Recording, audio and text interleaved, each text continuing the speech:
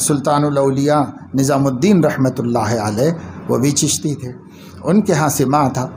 تو سماع کیسا تھا؟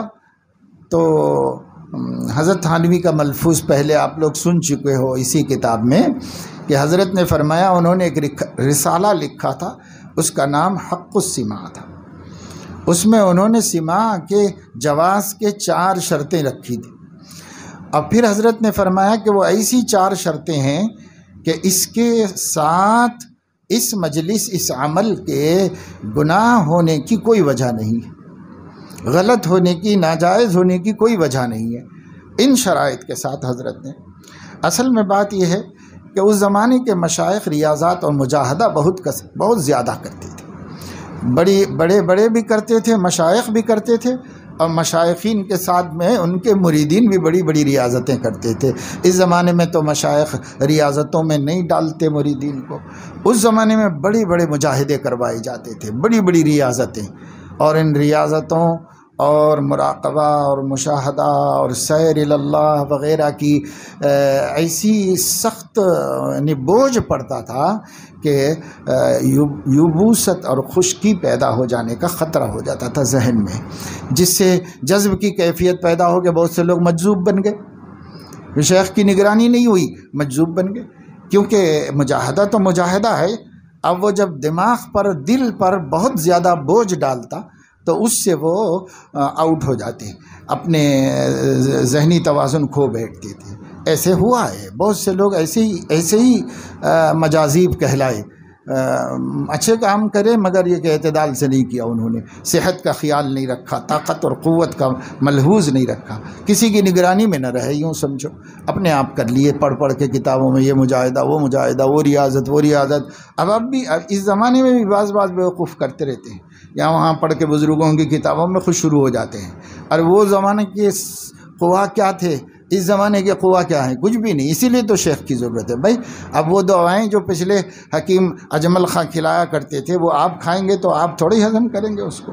اور مثل مشہور ہے کہ دیکھا کہ نظام صاحب جو ہیں 4 بیویاں تو حلال رکھے ہوئے تھے، اور باقی بہت ساری ویسے بھی رکھی ہوئی تھی بیویاں انہوں نے، اور سب کو نمٹاتے تھے، سب سے اولادیں تھیں، پورا کنگ کوٹھی بھرا ہوا تھا اولادوں سے، تب تھا آخر کیا کھاتے ہیں؟ تو پتہ چلا باورچی کو یا کسی ان کے خادم کو، نوکر کو، کہ وہ کوئی کشتہ کھاتے ہیں پان میں، اس سے ان کی قوت مردمی اتنی زیادہ بڑھ گئی ہے۔ تو وہ تو نہیں کھا سکتا تھا، وہ کہاں سے ملے گا غریب کو؟ تو ایک دن بادشاہ کا پاندان دھونے کے لیے لے گیا، وغال دان، اس میں سے وہ بچا ہوا نکال کر کھا گیا، سمجھے نہیں کہ کچھ تو مجھے بھی مل جائے گی طاقت، لیکن وہ اس قدر طاقتور تھی کہ صاحب آؤٹ ہو گئے بالکل، سمجھے نہیں، برداشت نہیں کر سکے اس کو۔ تو بھائی بعض مرتبہ کتابوں میں پڑھ کے نہیں عمل کرنا چاہیے، یہ سب چیزیں مجاہدے، ریاضت، سلوک، یہ بڑوں کی نگرانی میں طے ہوتی ہے، یہ طبابت ہے، علاج ہے۔ ایک آدمی کو بتائیں گے، دوسرے آدمی کو منع کر دیں گے، اس زمانے میں بھی جیسے ڈاکٹر کسی کو یہ دوائی دیتا، کسی کو نہیں دیتا، تو بدل کے دیتا ہے، کچھ ترمیم تبدیل کر دیتا ہے، اور عوارض بھی مد نظر رکھتا ہے کہ یہ عوارض ہیں، اس کی وجہ سے ان کو یہ دوا نہیں دینی چاہیے، یا اس کے ساتھ یہ ملا دینا چاہیے، یا اس کے ساتھ یہ گولی اضافہ کرنا چاہیے۔ حکماء بھی یہی کرتے ہیں، ڈاکٹرز بھی ایسے ہی کرتے ہیں۔ تو بھائی دیکھو، ایسا کبھی نہیں کرنا چاہیے۔ ایک دفعہ ایسا ہوا کہ حضرت صوفی عبدالرب صاحب رحمۃ اللہ علیہ وہیں رہتے تھے اناؤ میں، بڑے بزرگ آدمی تھے، حضرت شیخ الحدیث مولانا زکریا رحمۃ اللہ علیہ سے وابستہ تھے، ان کے مرید تھے۔ تو ایک دن حضرت شیخ نے فرمایا کہ میں جب جوان تھا تو اس وقت میں والدہ انتقال کر گئی تھی، اور والدہ کے انتقال یعنی ان کے بالکل عنفوان شباب میں، والدہ کی انتقال کر جانے کے بعد جو ہے پھپھو سب سے بڑی سرپرست تھیں، اور ہمارے لیے ماں کے درجے میں تھی، یہ تھی۔ اور جس زمانے میں نے اوجز لکھنا شروع کیا تھا، تو پھر میں جب بیٹھ جاتا تھا لکھنے کے لیے تو کھانے کی پرواہ نہیں کرتا تھا، کام شروع ہو گیا تو شروع ہوتا، رات بھر چلتا رہتا تھا کام۔ تو ان کی پھپھو جو ہیں وہ آ کر کے نوالے بنا کے روٹی کھلا دیتی تھیں، تو حضرت کھا لیا کرتے تھے۔ حضرت نے فرمایا کہ آج 30 برس ہو گئے ہیں پھپھو جان کا انتقال ہو کر رات کا کھانا ہی نہیں کھایا، اس لیے کہ کسی اور کو اتنی ہمت نہیں ہوئی کہ نوالا بنا کے کھلائے، اور میں کام نہیں چھوڑتا تھا، اپنے کام میں لگا رہتا تھا، تو کھانا ہی ختم ہوا۔ تو صوفی صاحب نے جا کر کے انہوں نے بھی کھانا چھوڑ دیا رات کا، تو چند دن تو برداشت کر سکے، مگر اس کے بعد جو معمولات تھے درود شریف کے، ذکر اذکار کے، ان لوگوں کے بھی بڑے لمبے معمولات تھے۔ پہلے لوگ 12 تسبیح وغیرہ اور درود شریف کی کثرت تلاوت، تو خشکی ہونے لگی، خشکی، اور حالت خراب ہونے لگی۔ شیخ کو لکھا، حضرت شیخ نے ان کو جواب لکھا، خبردار جو آج کے بعد کبھی میری نقل بھی بغیر اجازت کی، میری نقل بھی مت کرو بغیر اجازت، پوچھ کے کرو۔ ابھی وہ کوئی بھائی ہمارے حضرت کرتے ہیں تو بھائی وہ بھی پوچھ کے کرو، ہو سکتا ہے کہ آپ کو مفید نہ ہو سکتا ہے آپ کو نقصان ہو جائے اس سے، وہ بھی پوچھ کے کرو۔ ہر چیز جیسے دواخانے کے اندر مریض جو ہے پابند ہے ہر معاملے میں خود رائے نہ کرنے کا اور شیخ سے پوچھنے کا، تو وہاں ڈاکٹر سے پوچھا جاتا ہے، یہاں شیخ سے پوچھا جاتا ہے۔ خود رائے نہ کرو دین میں ترقی کرنے کے لیے، بالخصوص تصوف کے مجاہدات اور ریاضات کے سلسلے۔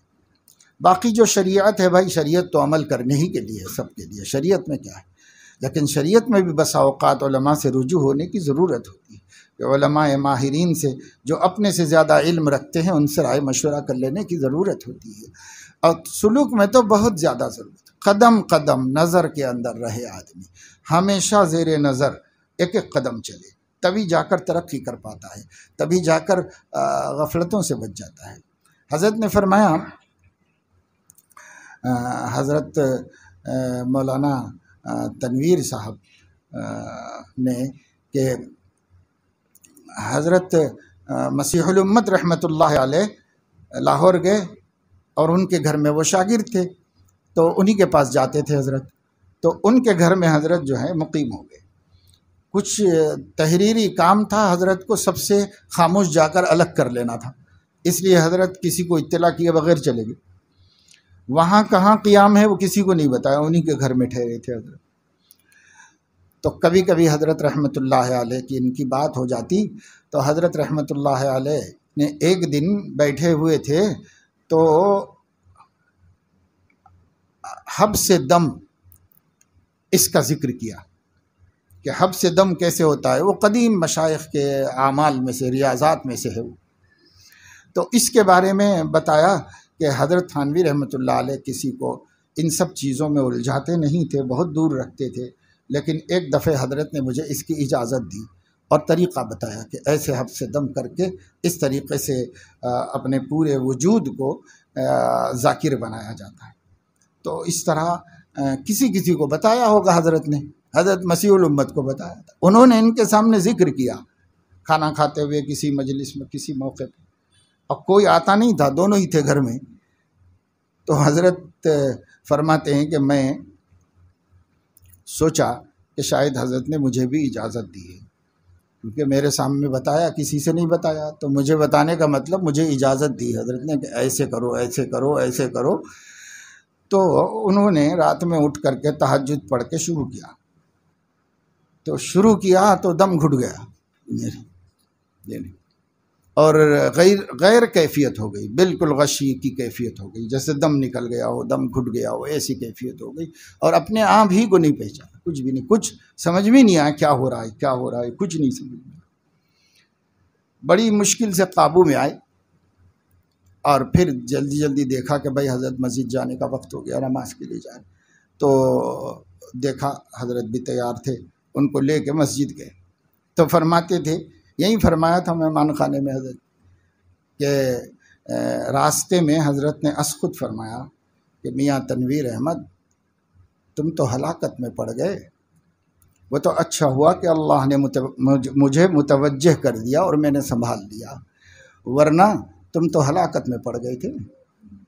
تم کو میں نے کب کہا تھا ایسا کرنے کے لیے؟ میں نے تو اجازت نہیں دی تھی، میں اپنا واقعہ سنایا تھا کہ حضرت نے ایسے فرمایا۔ تو یوں آدمی بغیر پوچھے کر کے نقصان اٹھاتا ہے، نہیں۔ اور یہ تو ایسی چیز تھی کہ شاید دم ہی گھٹ جاتا، جان ہلاکت میں پڑ جاتی، اللہ نے متوجہ کر دیا، شیخ کو تو روحانی طور پر انہوں نے توجہ سے ان کو سنبھالا اور اس میں ہلاک ہونے میں اللہ کی طرف سے مدد دی. بندہ کیا کر سکتا ہے؟ اللہ کی طرف سے. تو خیر یہ میں نے اس لیے بتایا کہ ہمیں ان باتوں کو ملحوظ رکھنا بہت اہم چیز ہے. لوگ منمانی کرتے، منمانی نہیں کرو، بس ہر چیز شیخ کی نظر میں ہو. کوئی چیز بنا اجازت نہ ہو، کسی چیز کو بغیر اطلاع کے نہ کرو، ہر چیز. پھر تبھی ان کی نظر رہے گی کہ کمی کیا ہو رہی ہے، زیادتی کیا ہو رہی ہے، ترقی ہو رہی ہے کہ تنزل ہو رہا ہے، فائدہ ہو رہا ہے کہ نقصان ہو رہا ہے. یہ سب ان کے ذہن میں ہوتا ہے. اس لیے پہلے لوگ اس سے منع فرمایا کرتے تھے اور اس سے روکا کرتے تھے. آج کل وقت بہت کم ہے. سبحانک اللہم و بحمدک اشہد ان لا الہ الا انت استغفرک و اتوب الیک.